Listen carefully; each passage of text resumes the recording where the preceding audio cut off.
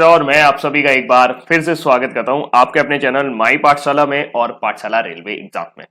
तारीख है 25 जुलाई और आज के इंपॉर्टेंट करंट अफेयर्स आपके सामने हाजिर हैं। एक क्वेश्चन आपके स्क्रीन पर है कि BRICS CCI, what is CCI. जरूर बात करेंगे कि सीसीआई क्या है। ब्रिक्स तो आपको जरूर पता होगा कि सलाहकार के रूप में किसे नियुक्त किया गया है।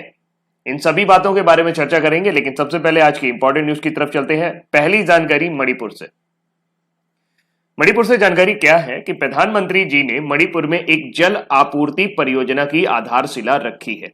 अगर आपको थोड़ा सा याद हो तो जल जीवन मिशन का नाम आपने सुना होगा। जल जीवन मिशन के अंतर्गत इस बार बजट में 11,400 करोड़ रुपए रखे गए थे और इतने रुपए रखने का मकसद ये था कि हर घर जल पहुंचे। तो इस जल जीवन मिशन का जो थीम है वो है हर घर जल। इसमें इतनी उपलब्धता कराई जाएगी कि प्रतिदिन 55 लीटर पानी प्रति व्यक्ति को पहुंचाया जाएगा और इसके लिए 2024 तक लक्ष्य रखा है भारत सरकार ने कि 2024 तक हम हर हाल में हर घर पर जल पहुंचाएंगे। पानी की बात की जाए तो हर घर जल योजना के अंतर्गत सबसे बुरी कंडीशन आपकी पूर्वोत्तर राज्यों की है, उसी में से एक है मणिपुर। तो प्रधानमंत्री नरेंद्र मोदी जी ने 23 जुलाई को वीडियो कॉन्फ्रेंसिंग के माध्यम से मणिपुर जल आपूर्ति परियोजना की आधारशिला रखी। इस परियोजना का मकसद मणिपुर में सभी में जो 1185 बस्तियां हैं उनमें पीने का पानी उपलब्ध कराना है और इसके लिए 3,000 करोड़ का धन उपलब्ध भी कराया गया है। केंद्र सरकार ने 2024 तक ग्रामीण भारत के हर घर में सुरक्षित, पर्याप्त और साफ पेयजल उपलब्ध कराने के लिए ही जल जीवन मिशन की शुरुआत की है और मिशन का मुख्य घटक सूचना, शिक्षा और संचार रहेगा। मणिपुर की बात छिड़ी है तो मणिपुर का इंपॉर्टेंट करंट अफेयर पिछले 6 महीनों के दौरान क्या रहा उनको देखना भी बहुत ज्यादा आवश्यक है। अगर हम बात करें तो अभी हाल ही में यूनाइटेड नेशन ने मणिपुर की एक योजना खुडोल, एक अभियान था जिसको टॉप 10 ग्लोबल इनिशिएटिव यानी कि वैश्विक रूप से 10 प्रसिद्ध इनिशिएटिव के रूप में नामांकित किया था जो कोविड-19 से लड़ने के लिए कारगर रही। खुडोल एक मनोवैज्ञानिक सलाहकार योजना थी। इसमें बूढ़े बुजुर्ग जो भी कोविड-19 से संक्रमित हो सकते थे उन सभी को राहत पहुंचाने वाली बात की गई थी। खोंगजोम डे का संबंध भी आपका मणिपुर से है क्योंकि मणिपुर 1891 में एक एंग्लो मणिपुर वॉर हुआ था। 23 अप्रैल को हर साल ये खोंगजोम डे उसी युद्ध की याद में मनाया जाता है। गोवा पहला स्टेट था जो कोविड-19 से फ्री हुआ, जबकि मणिपुर सेकंड नंबर पर आया था, यानी कि मणिपुर देश का दूसरा ऐसा राज्य था जो कोविड-19 से फ्री हुआ था। North east frontier railway construction यानी कि पूर्वोत्तर फ्रंटियर रेलवे ने अभी हाल ही में भारत का सबसे लंबा पियर ब्रिज बनाया है मणिपुर में, जो कि मकरू नदी पर बनाया गया है और ये तामेंगलोंग डिस्ट्रिक्ट में पड़ेगा। मणिपुर की आगन फॉर हुम्बा योजना, ये प्रोग्राम है जो अरापति में आई लेकी इन इम्फाल ईस्ट में आयोजित किया गया। सरकार ने अभी हाल ही में एक परिसीमन आयोग का गठन किया था, यानी कि डेलिमिटेशन कमीशन का गठन किया था, जिसके जरिए जम्मू कश्मीर, असम, मणिपुर और अरुणाचल प्रदेश में 4 राज्यों में परिसीमन किया जाना था, यानी कि जनसंख्या के आधार पर वापस से लोकसभा और राज्यसभा में सीटों का गठन किया जाना था और ये फॉर्मर सुप्रीम कोर्ट जज रंजना प्रकाश देसाई की अध्यक्षता में किया गया था। मणिपुर सरकार ने अभी हाल ही में फूड बैंक नाम से एक इनिशिएटिव शुरू किया था जिसमें गरीब और जरूरतमंद लोगों को हेल्प एंड हंगर टुडे, आज की डेट में भूख को खत्म करने के लिए मदद करें, इस थीम के साथ इस योजना को शुरू किया गया था। इसके अलावा लिस्प्रिया कंगजुम का नाम आपने सुना होगा। इन्हें भारत की ग्रेटा थनबर्ग कहा जाता है। Doctor APJ Abdul Kalam children award इन्हें प्राप्त हुआ है। अंतरराष्ट्रीय बाल शांति पुरस्कार भी इन्हें प्राप्त हुआ है और भारत शांति पुरस्कार भी इन्हें प्राप्त हुआ है। लिस्प्रिया कंगजुम भारत की ग्रेटा थनबर्ग, और अभी कल मैंने आपको बताया था कि ग्रेटा थनबर्ग जो कि स्वीडन की है, उनको अभी हाल ही में ग्लोबल कीन अवार्ड दिया गया है। लाई हरोबा फेस्टिवल मणिपुर से संबंधित है। सिरू लिली फेस्टिवल भी मणिपुर से संबंधित है। Chief minister N Biren Singh है, भारतीय जनता पार्टी से आते हैं। कैपिटल इंफाल है। गवर्नर यानी राज्यपाल नजमा हेपतुल्ला है। स्टेट एनिमल राजकीय पशु संगई हिरन की प्रजाति होती है। State bird Mrs Hume's pheasant, इसे तीतर भी आप कह सकते हैं, नोंगेन तीतर कहा जाता है। स्टेट फ्लावर लिली का फूल स्टेट फ्लावर है जिसे लिलियम मैकलिनिया कहा जाता है। स्टेट ट्री फोइबी हेंसोमा या बॉन्सम का फूल, यहां पर मणिपुर का एक वृक्ष है, उसे मणिपुर में बॉन्सम कहा जाता है मणिपुर की लैंग्वेज में। तो देन ये आपका मणिपुर का करंट अफेयर्स रहा पिछले 6 महीनों के दौरान। ये उसका हिंदी वर्जन है। अगली जानकारी है जो तस्वीर आप देख रहे हैं, ये करंट अफेयर बहुत ज्यादा इंपॉर्टेंट नहीं है लेकिन आपकी नजर में जरूर होना चाहिए क्योंकि आप डेली करंट अफेयर्स करते हो। कल एक कोई मुझसे पूछ रहा था कि सर मैं अगर आपका करंट अफेयर्स करता हूं क्या मुझे इसके अलावा और कुछ करने की जरूरत है। देखिए, आप चीजों को अगर याद रख पा रहे हैं तो आपको कुछ और करने की जरूरत नहीं है। आप रेगुलर ये देखते रहिए, आपका करंट अफेयर्स कंप्लीट हो रहा है क्योंकि मैं डेली बेसिस पे आपको जो करंट अफेयर्स करा रहा हूं। और जब कोई भी एग्जाम पास में आता है तो मैं मंथली और 4 monthly current affairs, 6 monthly current affairs भी देता हूं, तो वो जरूर आपको मिलेगा। फिलहाल हम भटक गए अपने विषय से। सिंगापुर में अभी हाल ही में 59 वर्षीय भारतीय मूल की नर्स हैं कला नारायण स्वामी। इनको नर्सों के लिए राष्ट्रपति पुरस्कार से सम्मानित किया गया है। अब क्यों किया गया है, आखिर उन्होंने कुछ तो ऐसा किया होगा। तो इन्होंने कोविड-19 महामारी के दौरान अग्रिम पंक्ति में यानी आगे आकर लोगों की सेवा की और लोगों को कोविड-19 महामारी से बचाया। और 2003 में सार्स में भी, जब सार्स फैला था तब भी उसके दौरान इन्होंने जो सीखा था उसको यहाँ पे प्रयोग लाए, जिसकी वजह से कई सारे लोगों की जान बचाई जा सकी। कला नारायण स्वामी पुरस्कार पाने वाली 5 नर्सों में से एक है। अब तक ये 77 नर्सों को यह पुरस्कार दिया जा चुका है। नारायण स्वामी का संबंध वुडलैंड्स हेल्थ कैंपस में नर्सिंग की उपनिदेशक है और सिंगापुर में इनका संबंध है।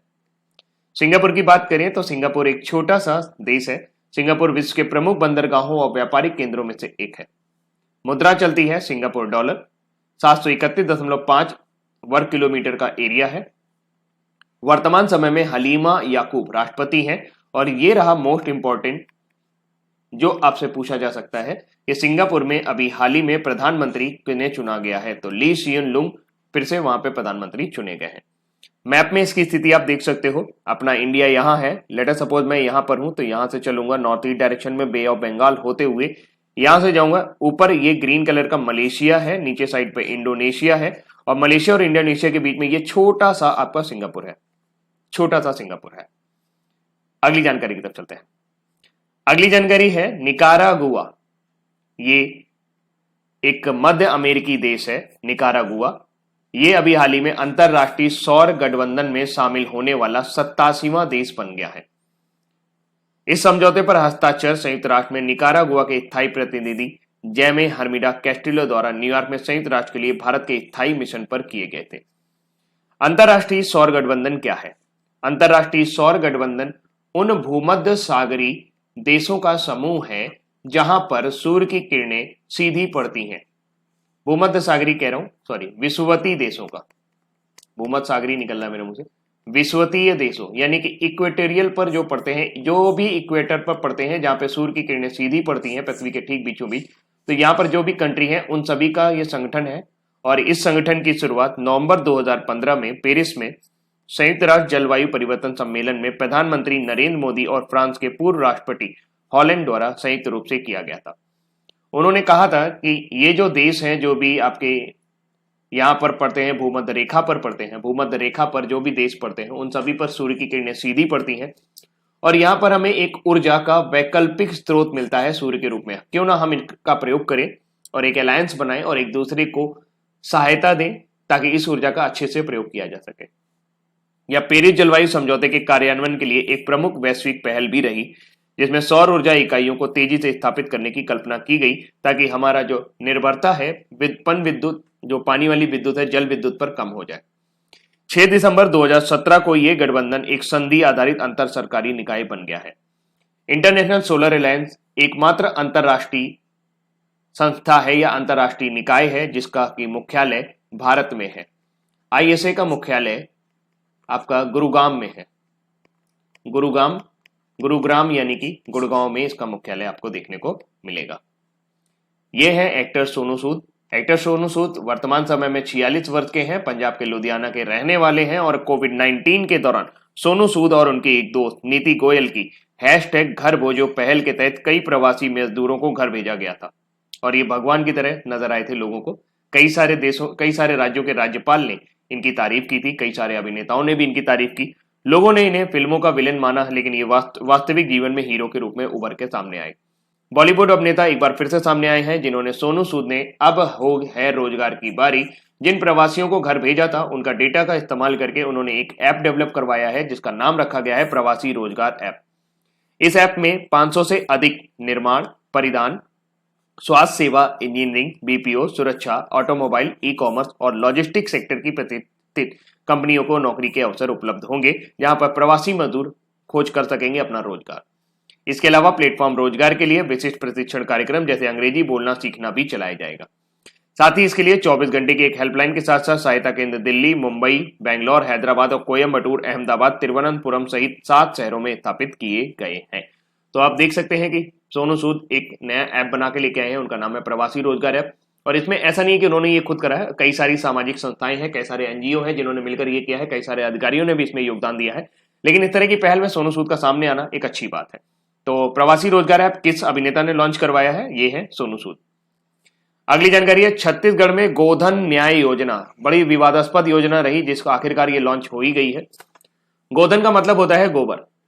छत्तीसगढ़ के मुख्यमंत्री भूपेश बघेल ने गोधन न्याय योजना की शुरुआत कर दी है, जिसकी घोषणा उन्होंने 1 महीने पहले की थी। गोधन न्याय योजना के अंतर्गत छत्तीसगढ़ सरकार पशुपालकों से 2 रुपए प्रति किलोग्राम की दर से गाय का गोबर खरीदेगी और उसे 8 रुपए प्रति किलोग्राम की दर से कंपोस्ट में बदलकर, यानी कि कृमि खाद में बदलकर वापस किसानों को बेच देगी। तो इस तरीके से 2 रुपए की चीज 8 रुपए में बेची जाएगी, लेकिन उसमें प्रोसेसिंग होगी। इससे क्या होगा कि बीच में महिला स्वयं सहायता समूह यानी कि SHG सेल्फ हेल्प ग्रुप सामने आता है। सेल्फ हेल्प ग्रुप क्या करेगा? जगह जगह से गोबर इकट्ठा करेगा और इसके बाद उसको खाद में बदलेगा। इस योजना का मेन मोटिव यह है कि छत्तीसगढ़ में एक प्रथा है चराई की, अपने जानवरों को खुला छोड़ दिया जाता है और वो दूसरों के खेतों में जाकर नुकसान करते हैं, जिसकी वजह से हर साल किसानों को बहुत ज्यादा नुकसान होता है। इससे बचाने के लिए जब उन्हें ये पता चलेगा कि गोबर भी वो बेच सकते हैं, उससे भी कुछ पैसे कमा सकते हैं, तो ऐसे में वो अपने जानवरों को छोड़ेंगे नहीं और जो गोबर या गंदगी बाहर फैलाते हैं उसको इकट्ठा करेंगे और उसको बाद में कन्वर्ट कर सकेंगे पैसे में। तो गोधन न्याय योजना की शुरुआत किस सरकार ने की है? छत्तीसगढ़ सरकार ने की है। छत्तीसगढ़ के बारे में अभी हाल ही में बात करें तो छत्तीसगढ़ के सीएम भूपेश बघेल ने एम्प्लॉयमेंट यानी कि रोजगार बढ़ाने के लिए एक मोबाइल ऐप लॉन्च किया था, रोजगार संगी, रायपुर, छत्तीसगढ़ की राजधानी में।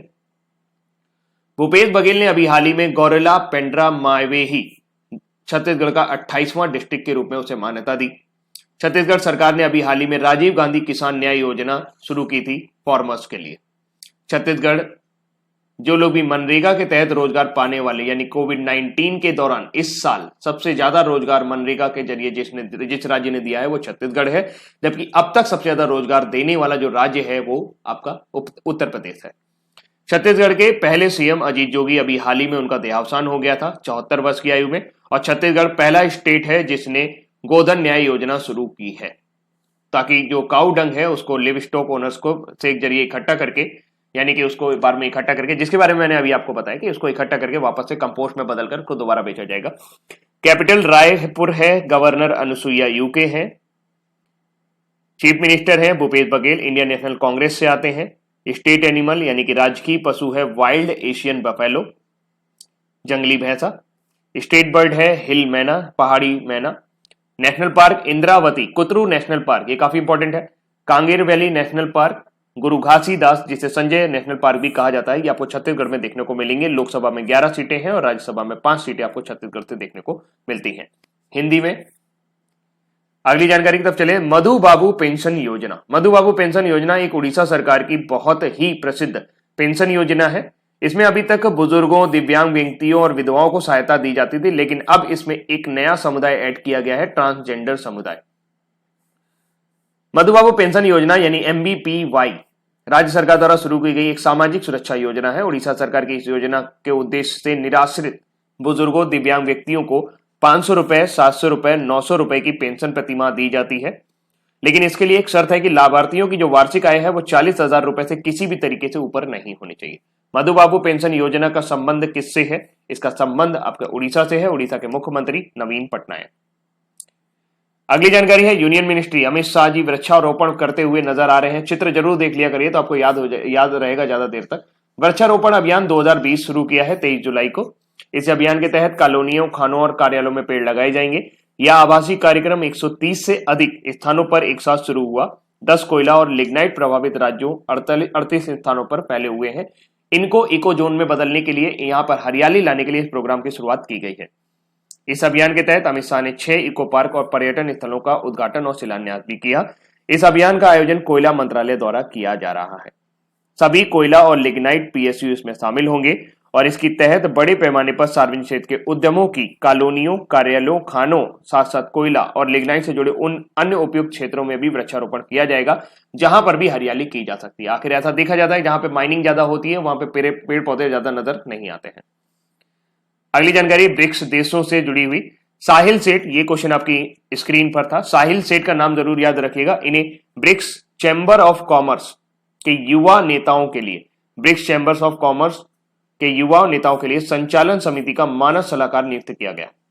वैसे वो मुंबई के कस्टम्स के डिप्टी कमिश्नर है। ब्रिक्स सीसीआई का लक्ष्य दुनिया भर के युवा उद्यमियों, खासकर एमएसएमई सेगमेंट के लिए एक सक्षम समर्थन प्रणाली तैयार करना है, किसी तरीके से इनको सपोर्ट करना है। तो चैम्बर्स ऑफ कॉमर्स इंडस्ट्री के मानद सलाहकार नियुक्त हुए साहिल से। मानद सलाहकार समिति का जो काम होता है वो ये होता है कि ब्राजील, रूस, भारत, चीन और दक्षिण अफ्रीका, जिसे ब्रिक्स कहा जाता है, देशों में खुद को व्यवस्थित करना, और ये देश 3 साल की समयावधि के लिए इस समिति की अध्यक्षता करते हैं। ब्रिक्स सीसीआई एक ऐसा मूल संगठन है जिसका उद्देश्य ब्रिक्स राष्ट्रों में वाणिज्य और उद्योगों को बढ़ावा देना है और इनके बीच में आपस में जो भी व्यापार के लिए आवश्यकता हो उसे किया जा सके। ब्रिक्स की बात करें तो एक नई न्यूज अभी आपको जरूर याद रखनी चाहिए कि ब्रिक्स का जो बैंक है जिसे न्यू डेवलपमेंट बैंक कहा जाता है, अभी तक इसके महासचिव केवी कामत थे, लेकिन अब इसके महासचिव होंगे मार्कोस ट्रोइजो, जो कि ब्राजील से बिलोंग करते हैं। ब्रिक्स उभरती हुई राष्ट्रीय अर्थव्यवस्थाओं का एक समूह है। इसमें अभी 5 देश शामिल हैं, BRICS। इन देशों के नाम से ब्राजील, रशिया, इंडिया, चाइना और south Africa. S for south Africa. तो इसमें संस्थापक देशों में चीन, भारत, ब्राजील और रूस थे, फिर बाद में इसमें साउथ अफ्रीका भी शामिल हो गया था। लेकिन इंपॉर्टेंट बात यह है कि ब्रिक्स देशों की जो बैठक होती है, जो सदस्यता होती है, जो अध्यक्षता होती है, वो क्रमानुसार इसी से होती है, BRICS से। जैसे 2019 में जो बैठक हुई थी वो ब्राजील में हुई थी, 2020 की जुलाई में होनी थी रशिया में, थोड़ा सा टाल दी गई। आई की फिर मतलब इंडिया का नंबर आएगा, फिर चाइना का नंबर आएगा, फिर साउथ अफ्रीका का नंबर आएगा। ब्रिक्स की स्थापना जून 2006 में की गई थी, जबकि न्यू डेवलपमेंट बैंक की स्थापना 15 जुलाई 2014 को की गई थी और इसका मुख्यालय शंघाई, चीन में है, न्यू डेवलपमेंट बैंक का। अगली जानकारी न्यूज फटाफट के फॉर्म में। 23 जुलाई इंपॉर्टेंट डे, ये बाल गंगाधर तिलक और चंद्रशेखर आजाद दोनों की जयंती है। दोनों ही अपने स्थान पर महान। लोकमान्य तिलक भारतीय स्वतंत्रता संग्राम के पहले लोकप्रिय नेता थे। बाल गंगाधर तिलक ने ही सबसे पहले ब्रिटिश राज के दौरान पूर्ण स्वराज की मांग उठाई थी। उन्होंने बर्मा में जेल में रहते हुए महान किताब गीता रहस्य लिखी थी। जबकि महान क्रांतिकारी चंद्रशेखर आजाद का जन्म 23 जुलाई 1906 के दिन अलीराजपुर जिला भावरा गांव में पिता पंडित सीताराम तिवारी और माता जगरानी देवी के यहां हुआ था। National broadcasting day is observed eight 23 जुलाई। प्रत्येक वर्ष 23 जुलाई को राष्ट्रीय प्रसारण दिवस मनाया जाता है। 1927 में आज की ही दिन देश का पहला रेडियो प्रसारण हुआ था। एक निजी कंपनी इंडियन ब्रॉडकास्टिंग कंपनी के तहत बॉम्बे से हुआ था। फिर 1930 में सरकार ने इस कंपनी को अपने नियंत्रण में ले लिया और इसका नाम रख दिया भारतीय प्रसारण सेवा। 8 जून 1936 को भारतीय प्रसारण सेवा को ऑल इंडिया रेडियो नाम दिया गया और 1956 में इसे आकाशवाणी का नाम भी दिया गया। वर्तमान में आकाशवाणी के 414 केंद्र हैं जो 23 भाषाओं और 179 बोलियों में प्रसारण उपलब्ध कराते हैं। तो नेशनल ब्रॉडकास्टिंग डे 23 जुलाई, चंद्रशेखर आजाद जी की जयंती 23 जुलाई और लोकमान्य बाल गंगाधर तिलक की जयंती 23 जुलाई। अब बारी है आज के हमारे वन लाइनर की। किस भारतीय मूल की नर्स को कोविड-19 सेवाओं के लिए सिंगापुर के राष्ट्रीय पुरस्कार से सम्मानित किया गया है? तो उनका नाम है कला नारायण स्वामी। राष्ट्रीय प्रसारण दिवस निम्न में से किस दिन मनाया जाता है? 23 जुलाई को। और मिनिस्ट्री ऑफ कोल ने अभी हाल ही में, यानी कि कोयला मंत्रालय ने अभी हाल ही में वृक्षारोपण अभियान का आयोजन किया। साहिल सेठ को चुना गया है ब्रिक्स सीसीआई के लिए सलाहकार के रूप में और 2024 तक केंद्र सरकार ने टारगेट रखा है कि प्रत्येक ग्रामीण भारत के हर घर में सुरक्षित, पर्याप्त और साफ पेयजल उपलब्ध कराया जाएगा और इसके लिए जल जीवन मिशन की शुरुआत की गई है। 11,400 करोड़ रुपए इस साल बजट में आवंटित किए गए हैं। 55 लीटर प्रति व्यक्ति का मानक तय किया गया है। ये कुछ ऐसे पॉइंट हैं, जो डेटा हैं, जो आपको जरूर पता होने चाहिए। किस बॉलीवुड अभिनेता ने प्रवासियों को पूरे देश में नौकरी के अवसर तलाशने में सहायता करने के लिए प्रवासी रोजगार ऐप लॉन्च किया है? तो वह है सोनू सूद। हाल ही में किस राज्य ने गोधन न्याय योजना शुरू की? छत्तीसगढ़ के मुख्यमंत्री भूपेश बघेल द्वारा। हाल ही में किस राज्य सरकार ने राज्य में रहने वाले ट्रांसजेंडर समुदाय के सभी समुदायों को मधु बाबू पेंशन योजना में शामिल किया? उड़ीसा। बाल गंगाधर तिलक और चंद्रशेखर आजाद की जयंती कब मनाई जाती है? 23 जुलाई को। और अंतरराष्ट्रीय सौर गठबंधन फ्रेमवर्क के समझौते पर हस्ताक्षर करने वाला 87वां देश कौन सा बना है? तो वो है निकारागुआ गणराज्य, मध्य अमेरिकी कंट्री है। अब बारी है आज के हमारे क्विज की। क्विज की बात करते हैं तो वृक्षारोपण अभियान का आयोजन किसने किया है? तो अभी हाल ही में मिनिस्ट्री ऑफ कोल ने इसे आयोजित किया है। राष्ट्रीय प्रसारण दिवस निम्न में से किस दिन मनाया जाता है? हर साल 23 जुलाई को। आज ही के दिन पहला ब्रॉडकास्ट हुआ था। ब्रिक्स सीसीआई के सलाहकार के रूप में हाल ही में किसे नियुक्त किया गया है? साहिल सेठ को। किस भारतीय मूल की नर्स को कोविड-19 की सेवाओं के लिए सिंगापुर के राष्ट्रपति पुरस्कार से सम्मानित किया गया? उनका नाम है कला नारायण स्वामी। केंद्र सरकार ने कब तक 2024 तक ग्रामीण भारत के लिए हर घर में सुरक्षित, पर्याप्त और साफ पेयजल उपलब्ध कराने के जल जीवन मिशन की शुरुआत की है? किस बॉलीवुड अभिनेता ने प्रवासियों को पूरे देश में नौकरी के अवसर तलाशने के लिए प्रवासी रोजगार ऐप लॉन्च किया है? तो वो है सोनू सूद। हाल ही में किस राज्य सरकार ने गोधन न्याय योजना की शुरुआत की? तो ये है छत्तीसगढ़। हाल ही में किस राज्य में मधु बाबू पेंशन योजना को शामिल किया गया है ट्रांसजेंडर समुदायों को? तो ये एक पेंशन योजना है जिसमें 500, 700, 900 रुपए की प्रतिमाह पेंशन प्रदान की जाती है। तो हाल फिलहाल मधु बाबू पेंशन योजना उड़ीसा से संबंधित है। बाल गंगाधर तिलक और चंद्रशेखर आजाद जी की जयंती कब मनाई जाती है? हर साल 23 जुलाई को। अंतरराष्ट्रीय सौर गठबंधन फ्रेमवर्क समझौते पर हस्ताक्षर करने वाला 87वां देश कौन सा है? तो वो है रिपब्लिक ऑफ निकारागुआ। तो दोस्तों, ये थे आज के हमारे इंपॉर्टेंट करंट अफेयर। और कल मैंने पूरा दिन इंतजार किया आपके 2000 लाइक का, बट वो नहीं हुए। कोई बात नहीं, आज फिर करने की कोशिश करिएगा, होंगे। तो फिलहाल आज के लिए इतना ही। Thank you so much, bye bye.